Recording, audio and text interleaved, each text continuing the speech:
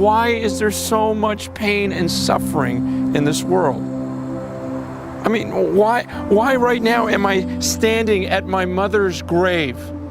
If God is so good, why did she die while she was giving birth to me? That doesn't make sense. I mean, if he's all powerful, he could have stopped that. Why did the God who created laughter create tears? The God who created life create death? And why if he's so good, after my dad remarried, why is it that when I finally had a mom again, that my stepmom dies in a car accident? I was only 8 years old. And then why, if we've got this holy, wonderful God, if he's so wonderful, why did my dad die of cancer when I was 12 years old?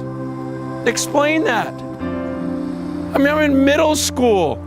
I don't have parents anymore. And some of you have gone through things even more painful than that. And if God is so good, these are the thoughts that run through our mind because something doesn't seem right. We see all the beauty, we see all the majesty, but then we see the pain and go, man, this doesn't seem right. And that's exactly what the Bible teaches too. It says, look, this isn't the way it was meant to be. Something did go wrong. He says, look, even if you're going through difficult times, you can find joy in that. In fact, you can count it all joy because he says what God does is not just redeem the whole world, but he even redeems this pain in our lives.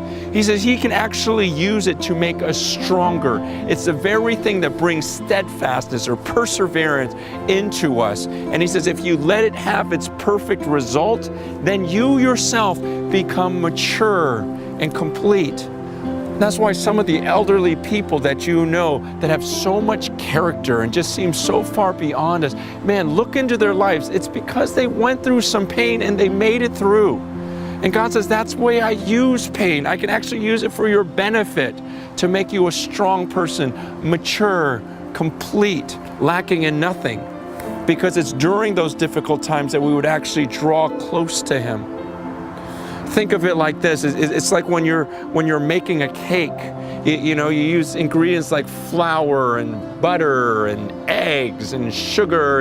And if you look at each ingredient, like the butter, you ever take like a half a cube of butter and throw it in your mouth and suck on it? I mean, it's gross. Or you take a handful of flour and throw it in your mouth.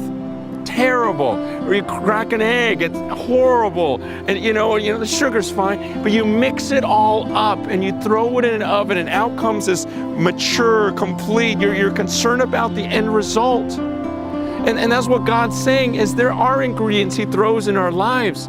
But what we don't understand is, man, those things mixed in, he's concerned about who we are at the end of our lives. He says you can use this process to redeem you. It will make you mature and complete. In fact, the Bible says later on in verse 12, it says, blessed is the man who remains steadfast under trial. For when he has stood the test, he will receive the crown of life, which God has promised to those who love him. He says the person who makes it through and doesn't just freak out and curse God and just ditch him. The person who actually perseveres through the trial, because there's something that trial does in us to strengthen us. It's easy to love God when he just gives you everything you want. But what if you go through some difficult times? Do you actually cling to him for that? Do you cling to him during those times? Do you draw near in faith to him? Because he says the person who receives the crown of life is the person who loves him. And the person who loves him is the one who endures the trial. You see, trials can actually be a good thing.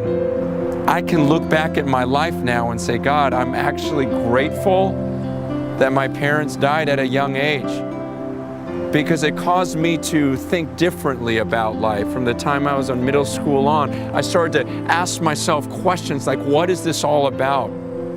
I don't take any day for granted. I don't take for granted that I have tomorrow, that by the time you're watching this, that I'm still going to be on the earth. I don't know that. And so I make the most of every day. When I put my kids to bed at night, man, I don't just assume, oh, I'll see them tomorrow. All these are good things. It caused me to cherish life, but it also caused me to pursue God. I mean, when I'm 12 and I don't have parents, I'm thinking, okay, what's this life all about? This can end at any second. Like, this could be my last day on earth. I better figure out what's after that. Man, and it was during that time that I began to question, what is this all about? Is there something bigger than me? Is he for real? Can I know him? What's it going to be like when this life is all over? See, it was the deaths of my parents that caused me to think of these things and caused me to eventually find God and know him like I do. And anything that would cause me to find God is a huge blessing, no matter how painful it was at the time. I've met many people who've come to God, come to know him through the most painful times of their lives, because they saw, okay, this can't be coincidence, but I don't understand this pain. But it's as they tried to figure it out, they found God.